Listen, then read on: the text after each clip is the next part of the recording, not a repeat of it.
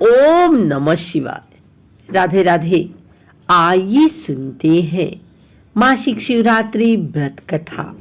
वैसे तो साल में एक बार महाशिवरात्रि का व्रत आता है और उसे बड़ी धूमधाम के साथ मनाया जाता है, लेकिन हिंदी कैलेंडर के अनुसार प्रत्येक माह के कृष्ण पक्ष की चतुर्दशी तिथि के दिन मासिक शिवरात्रि मनाई जाती है। इस दिन व्रत उपवास रख भगवान शिव को प्रसन्न किया जाता है और रुद्राभिषेक की भी परंपरा है। जिस तरह सोमवार के दिन भोलेनाथ का विधि विधान से पूजा होती है, बिल्कुल उसी प्रकार मासिक शिवरात्रि का भी महत्व है। आइए सुनते हैं मासिक शिवरात्रि व्रत कथा। शिव पुराण के अनुसार प्राचीन काल में चित्रभानु नामक एक शिकारी था। जानवरों की हत्या करके वह अपने परिवार को पालता था। वह एक साहूकार का कर्जदार था, लेकिन उसका ऋण समय पर न चुका सका। क्रोधित साहूकार ने शिकारी को सिमट में बंदी बना लिया।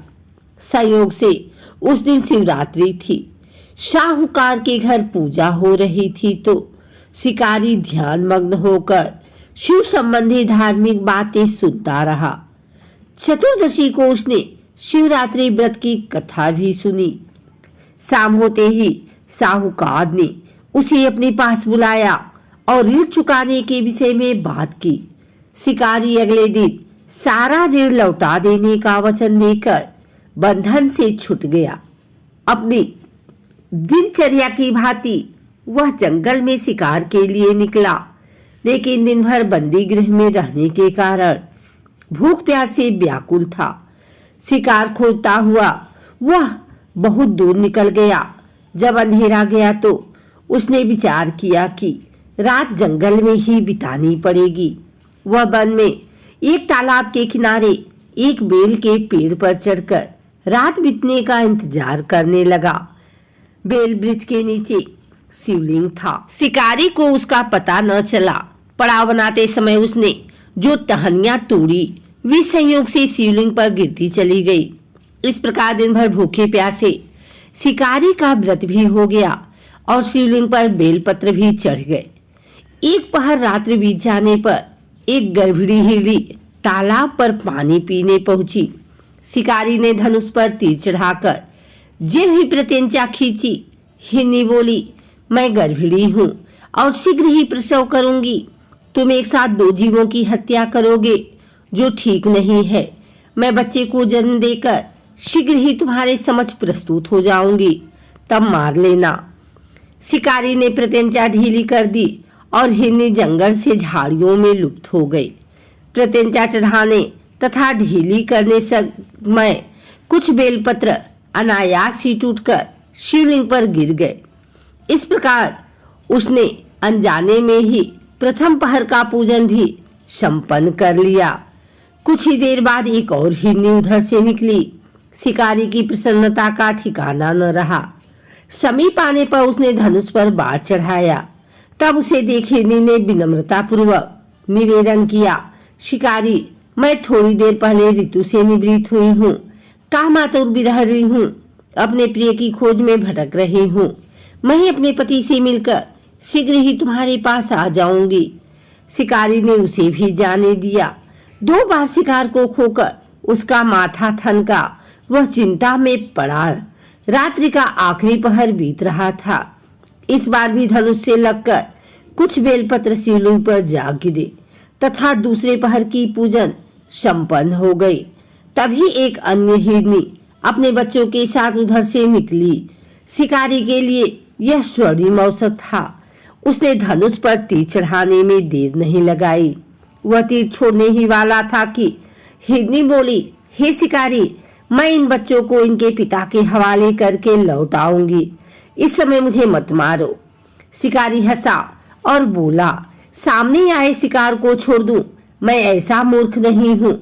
इससे पहले मैं 2 बार अपना शिकार खो चुका हूँ। मेरे बच्चे भूख प्यास से व्यग्र हो रहे होंगे। उत्तर में हिरनी ने फिर कहा, जैसे तुम्हें अपने बच्चों की ममता सता रही है, ठीक वैसे ही मुझे भी। शिकारी, मेरा विश्वास करो, मैं इन्हें इनके पिता के पास छोड़कर तुरंत लौटने की प्रतिज्ञा करती हूँ। हिरनी का दीन स्वर सुनकर शिकारी को उस पर दया आ गई। उसने उस मृगी को भी जाने दिया।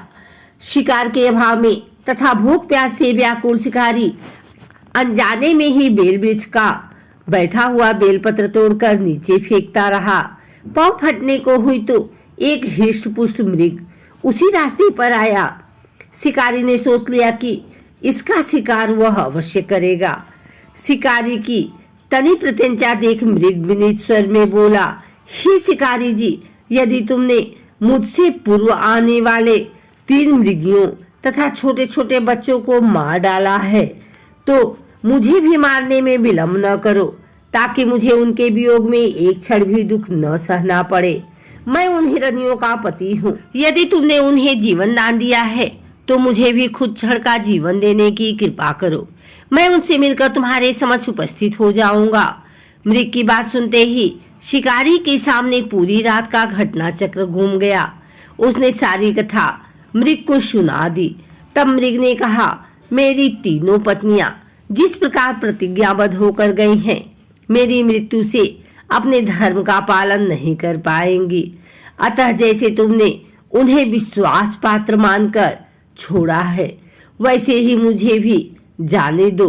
मैं उन सब के साथ तुम्हारे सामने शीघ्र ही उपस्थित होता हूँ। शिकारी ने उसे भी जाने दिया। इस प्रकार प्रातः हो गई। उपवास, रात्रि जागरण तथा शिवलिंग पर बेलपत्र चढ़ने से अनजाने में ही शिवरात्रि की पूजा पूर्ण हो गई। पर अनजाने में ही की हुई पूजन का परिणाम उसे तत्काल मिला। शिकारी का हिंसक हृदय निर्मल हो गया। उसमें भगवत शक्ति का वास हो गया। थोड़ी ही देर बाद वह मृग सपरिवार शिकारी के समक्ष उपस्थित हो गया ताकि वह उनका शिकार कर सके। किंतु जंगली पशुओं की ऐसी सत्यता, सात्विकता एवं सामूहिक प्रेम भावना देखकर शिकारी को बड़ी ग्लानि हुई। उसने मृग परिवार को जीवन दान दे दिया। अनजाने में शिवरात्रि के व्रत का पालन करने पर भी शिकारी को मोक्ष की प्राप्त हुई। जब मृत्यु काल में यमदूत उसके जीव को लेने आए तो शिवगणों ने उन्हें वापस भेज दिया तथा शिकारी को शिवलोक ले गए। शिव जी की कृपा से ही वह अपने इस जन्म में राजा चित्रभानु अपने पिछले जन्म को याद रख पाए तथा महाशिवरात्रि के महत्व को जानकर उसके अगले जन्म में भी पालन कर पाए। अगर आपको हमारी वीडियो अच्छी लगी हो तो इसे लाइक करें, कमेंट करें, शेयर करें। हमारे चैनल को सब्सक्राइब करके बेल नोटिफिकेशन ऑल पर सेट कर लें ताकि आगे आने वाली वीडियो सबसे पहले आप तक पहुंच सके। धन्यवाद।